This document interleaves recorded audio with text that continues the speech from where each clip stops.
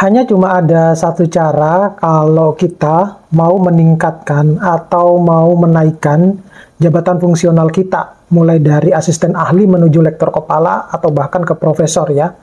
Mau tahu jawabannya seperti apa, tetap stay tune di channel saya, kita bahas lebih dalam.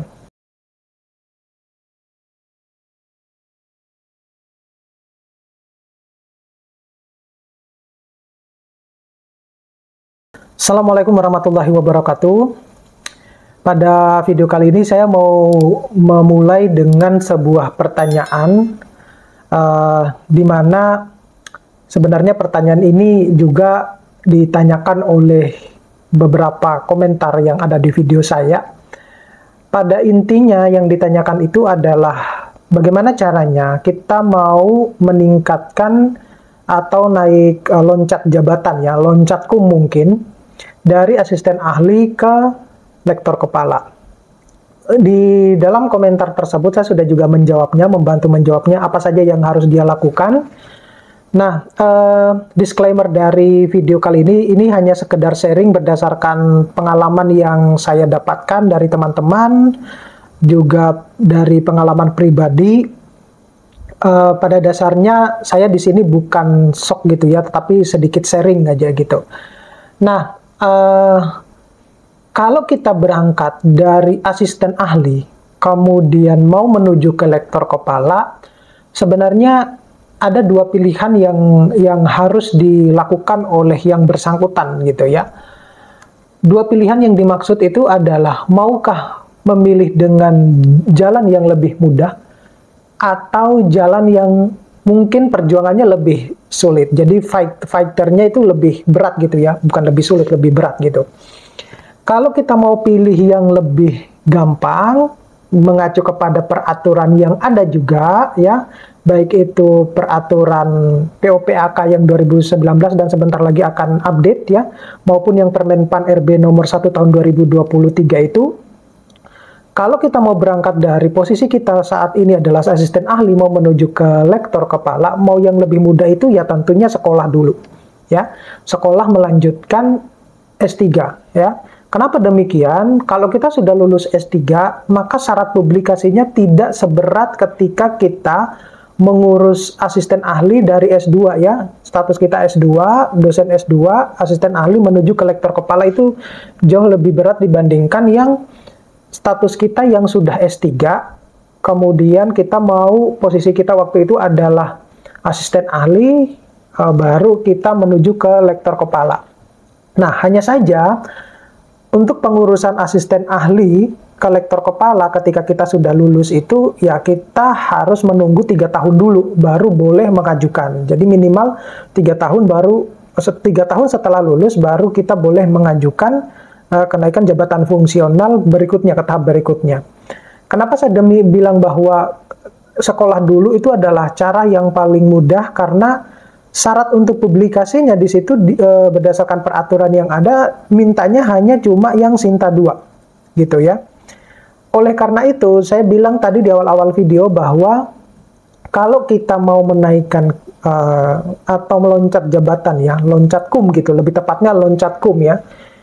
Ya jalan salah satunya itu hanyalah cuma produktif dan harus mau mengurus Javanya. Jadi di beberapa kasus yang saya lihat itu banyak juga dosen-dosen yang sebenarnya produktif, punya paper-paper baik itu nasional maupun internasional yang banyak, dan itu paper-paper internasionalnya setelah saya cek adalah paper-paper internasional yang bereputasi, tetapi karena tidak mau mengurus kenaikan jabatan fungsional, ya sama aja juga dengan bohong. Jadi banyak sebenarnya yang bisa kita temui di lingkungan dosen tersebut. Ya, jadi saya menyarankan bahwa jurnal internasional ataupun jurnal nasional itu bukan satu-satunya pintu kita untuk menuju atau menaikkan kum kita gitu. Ada banyak hal yang harus dilakukan. Misalnya mau buat paten. Nah, cuman paten itu sampai granted ya, kita mendapatkan sertifikat itu prosesnya berapa lama, itu juga yang harus dipikirkan. Kemudian yang mendongkrak poin lebih tinggi itu juga adalah buku referensi dan buku monograf ya. Kalau buku ajar itu masuknya ke bidang 1. Nah, kalau buku referensi dan buku monograf itu eh, pernah saya bahas di mana kalau buku referensi itu nilainya setara dengan kita mengikuti seminar nasional sebanyak 8 kali ya. Jadi daripada ngoyo-ngoyo ya, daripada capek-capek mengikuti seminar nasional ya sebanyak 8 kali itu ya, mending bikin buku referensi yang hanya cuma yang disyaratkan oleh perundang-undangan minimal 40 halaman.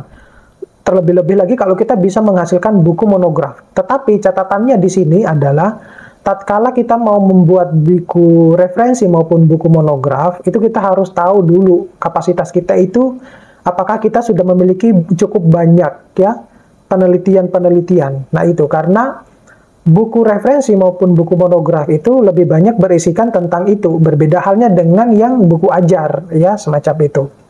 Nah, kalau kemudian kita berangkat dari asisten ahli tapi status kita adalah masih dosen S2, maka syarat yang dibutuhkan itu jauh lebih berat karena saudara harus punya publikasi di jurnal internasional bereputasi dan itu sebagai penulis pertama gitu. Dan kalau kita tidak memiliki pengalaman ya menulis di jurnal internasional bereputasi, ya maka saudara sendiri bisa menilai kapasitasnya seperti apa gitu. Nah, maka dari itu kalau misalnya saudara sudah punya pengalaman ya menulis ya, punya pengalaman menulis baik itu nasional maupun internasional, ya mungkin sah-sah saja, fight-fight aja gitu ya. Anda oke-oke saja gitu. Anda bisa tinggal menghitung. Kalau nilai kumnya itu adalah 150 menuju ke 400 ya, ke lektor kepala 4A itu berarti kan butuhnya 250 poin. Nah, 250 poin ini kita tinggal bagi persentasenya per 4 bidang itu. Bidang 1 berapa persen, bidang 2 berapa persen, bidang 3 berapa persen, bidang 4 berapa persen. Nah, tapi biasanya bidang 3 dan bidang 4 itu yang penting ada gitu. Berbeda halnya dengan bidang 1 dan bidang 2. Kalau bidang 1 saya rasa tidak terlalu sulit karena setiap semester kita sudah bisa mendapatkannya ya. Yang bidang 2 ini biasanya kalau saya pengalaman-pengalaman saya itu saya yang push itu saya biasanya push di bidang 2 gitu. Jadi saya bisa sudah bisa menghitung gitu ya. Kalau saya berangkat dari kum sekian menuju ke kum sekian itu saya butuh berapa poin ini, dan biasanya saya lebihkan itu 100 poin. Biasanya saya lebihkan begitu. Kenapa demikian? Karena kebijakan maupun aturan, saya nggak tahu ya, reviewernya PAK itu biasanya mengurangi poin di dalam kita sudah publish ya, di dalam artikel-artikel kita itu nggak main-main. Mereka menguranginya banyak-banyak gitu. Ya, padahal sudah jelas-jelas bahwa kita sudah menghasilkan publikasi ya, sudah menghasilkan publikasi berarti kan itu sudah melalui proses reviewer gitu ya. Kenapa harus direview lagi itu saya tidak paham yang semacam itu, meskipun pada akhirnya saya banyak berteman dengan para PAK nasional ya, tetapi mereka tidak bisa menjawab pertanyaan itu gitu. Nah, itu tadi yang saya bilang, kalau misalnya saudara berangkat dari 150 menuju 400, yaitu tinggal Anda hitung aja butuh publikasi bidang 2-nya berapa banyak. Nah, kalau misalnya jurnal internasional saja itu, kalau misalnya Anda hanya cuma mengandalkan satu jurnal internasional atau bahkan cuma 2, dan itu tidak boleh penulis tunggal, ya, harus ada penulis yang lain, berarti kan katakanlah kalau jurnal saudara itu adalah jurnal bereputasi gitu ya, kita tidak melihat Q1, Q2, Q3, Q4 karena semua Q ketika bereputasi nilainya tetap sama. Itu adalah katakanlah 40 nih. Nah, kita biasanya menghitungnya dikurangi 5% gitu. Menjadi misalnya 335. Nah, ketika kita serahkan dan dinilai oleh para reviewer PAK, itu bisa berkurang juga. Padahal kita sudah menjadi faktor pembagi, kita itu hanya mendapatkan 60% sebagai penulis pertama. Nah, gitu. Nah, itu yang harus dipikirkan. Kalau Anda hanya cuma mengandalkan maksudnya ini berangkat dari asisten ahli ya, tapi dengan status dosen S2. Kalau kita hanya mengandalkan 2 paper internasional bereputasi, Ya tentunya kalau menuju 400 ya jauh lebih berat. Ya, berarti Anda harus memperbanyak, kita harus memperbanyak publikasi-publikasi yang lain. Artinya di samping jurnal nasional, kita juga harus punya yang namanya mungkin buku referensi, buku monograf, atau bahkan yang paten. Ya itu, berbeda halnya seperti yang sudah saya jelaskan tadi, kalau kita sudah lulus S3, kemudian selang 3 tahun baru kita akan, setelah lulus itu selang 3 tahun kita bisa mengajukan untuk untuk jabatan fungsional berikutnya, ya itu akan jauh lebih mudah karena yang dibutuhkan itu adalah jurnal nasional Sinta 2 saja, ya. Dan masih banyak ya jurnal-jurnal nasional Sinta 2 itu yang berbahasa Indonesia. Jadi apalagi kalau saudara S3 itu kan sudah punya pengalaman publikasi ya, karena kan S3 itu syarat lulusnya kan kita harus publikasi, dan itu juga bisa dipakai ya, juga bisa luaran publikasi yang kita hasilkan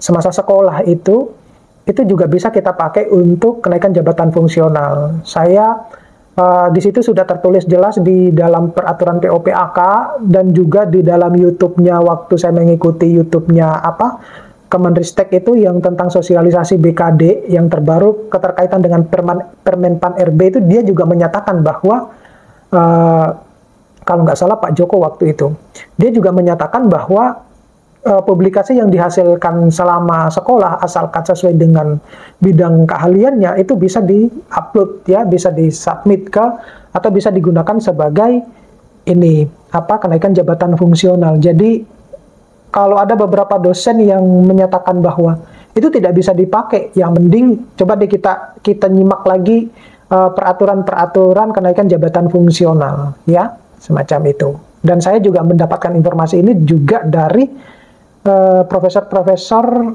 PAK nasional ya. Nah, itu yang bisa saya sharing. Mudah-mudahan ini bisa bermanfaat buat teman-teman yang lagi fight untuk menuju ke lektor kepala ya, berangkat dari asisten ahli atau mungkin yang lektor menuju ke guru besar ya. Itu mudah-mudahan cepat terrealisasikan ya, cepat lulus. Dan kalau memang video saya ini bermanfaat, tetap dukung channel saya dengan cara mengklik tombol subscribe, like, share, dan komen, dan juga tombol loncengnya, biar setiap updating dari video-video saya, Bapak Ibu yang dulu mendapatkannya. Dan biasakan untuk menonton video saya secara full, biar tahu pesan yang ada di dalam video itu apa sih. Ya, sampai ketemu pada video-video berikutnya. Saya akhiri, assalamualaikum warahmatullahi wabarakatuh.